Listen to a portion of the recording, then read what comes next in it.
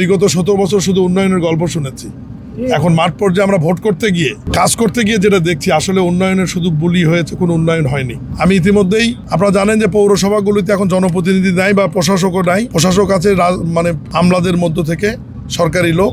আমি ইতিমধ্যে ডিডিএলজির সাথে কথা বলেছি, উনি মাননীয় প্রতিমন্ত্রীর সাথে কথা বলে জরুরি ভিত্তিতে রাস্তা, মাছের যে বাজার এবং অন্যান্য বাজারের যে জরুরি মেরামতের প্রয়োজন, এটা আমরা আপাতত মেরামত করে দেব যাতে ব্যবহারযোগ্য হয়।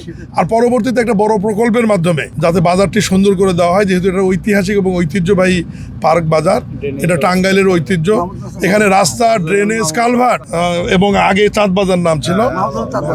যাই হোক, যা যা প্রয়োজন ইনশাল্লাহ সবই করবো। একটা জিনিস সবসময় মনে রাখবেন যে আমাদের মাননীয় প্রধানমন্ত্রী জনাব তারেক রহমান, উনি দেশের মানুষের কাছে দেশের মানুষের ভাগ্য উন্নয়নের কথা বলে আমরা ভোট নিয়েছি। ইতিমধ্যে ফ্যামিলি কার্ড, কৃষক কার্ড, খেলাধুলা, বৃক্ষরোপণ, খাল খনন, ইমাম মজিমদের বেতন ভাতা, মানুষের কর্মসংস্থান, শিক্ষা, এই বিষয়গুলো শুরু হয়েছে। আর টাঙ্গাইলের মানুষ অত্যন্ত ভাগ্যবান যে বিএনপির গুরুত্বপূর্ণ কর্মসূচির মধ্যে একটি কর্মসূচি কৃষক কার্ড, এটি আগামী 1 বৈশাখ 14 এপ্রিল মাননীয় প্রধানমন্ত্রী জনাব তারেক রহমান এই টাঙ্গাইলে এসে এটা উদ্বোধন করবেন।